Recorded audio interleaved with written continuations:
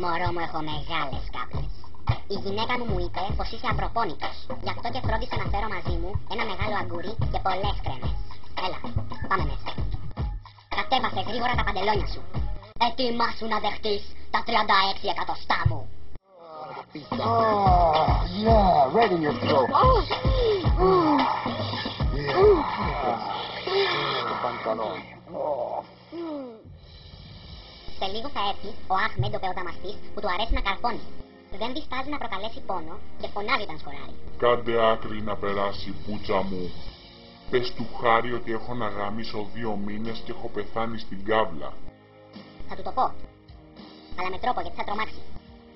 Ο μαύρος θέλει να σου κάνει τον κόλλο σου ρωτήρι. Ωραία. Πες του ότι εδώ κοντά έχει ένα κανιστρώνα και μαλακοκάβλικο ασανσέρ.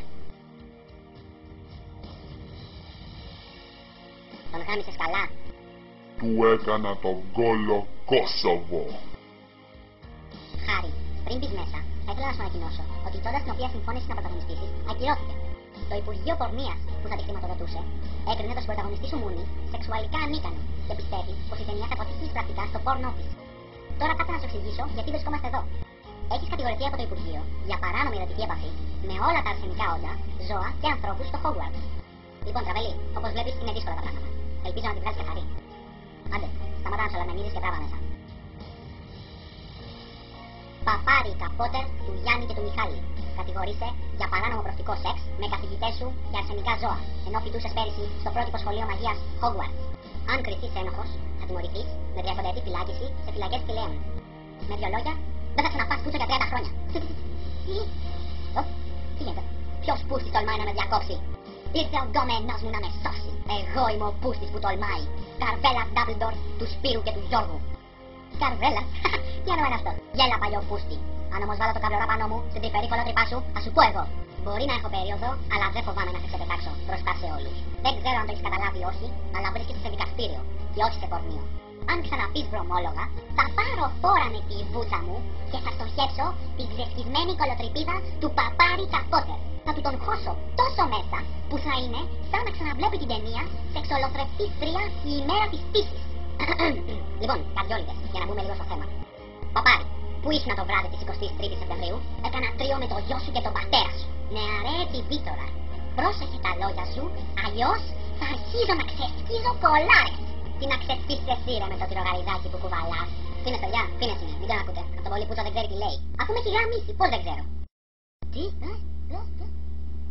Και μας το έπαιζε και άντρας ο Πούσης ο Φούλης. Μην το πιστεύετε, τον έχω τεράστιο και δεν είναι γκέι. Έχω γαμίσει 3 καμήλες, 6 αντιλόπες και 2 αρκούδες. Αλλά ποτέ δεν έχω γαμίσει τον παπάρι. Είσαι ψεύτης γαμημένε καριόλι παλιό μου να χιδόμπαλο. Βούλωσέ το ή σου αυξάνω την ποινή στα 50 χρόνια. Κοίταξε να δεις. Δεν έχει ιδιαίτερη σημασία αν είσαι γκέι ή όχι. Έχει μεγάλη σημασία. Γιατί αν γίνει κάμια παρεξήγηση, η γυναίκα μου θα με στηρώσει. Τέλος πάντων, κοίτα, έφερα μια μάρτυρα για να αποδείξει ότι ο Χάρη δεν έχει έρθει σε σεξουαλική επαφή ούτε με κάποιο καθηγητή του ούτε με κάποιο ζώο. Αντιθέτως, σέβεται τους καθηγητές του και είναι μεγάλο σκυλό ζώο. Λοιπόν, τι θα γίνει?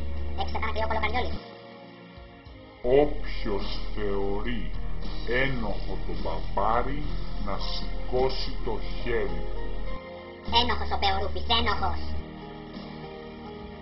Κατεβάστε τα χέρια. Τώρα, όποιος θεωρεί ότι ο Παπάρι είναι αθώος, να σηκώσει το χέρι του. Αθώος ο Πούστης, αθώος. Αθώος γιατί με πέρασε για άντρα και με βίασε. Αθώος γιατί κάνει καλές πίπες.